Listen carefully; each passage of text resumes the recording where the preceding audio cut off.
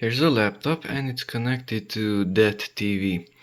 And in Windows you can know that a program is opened because you have a line under that icon. Explorer has a line, Premiere Pro has a line, Brave browser has a line.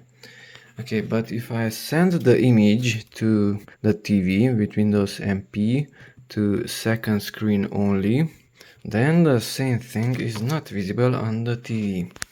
So do you see a line between any of those icons? No, you don't. You don't see until you go really low. Now this is visible. And now those are visible also. So you cannot see it. Now you can see it. So thin lines are barely visible on this LG TV, at least not at this angle from up here. So from this angle, where my head would be normally, I cannot tell if a program is started or not.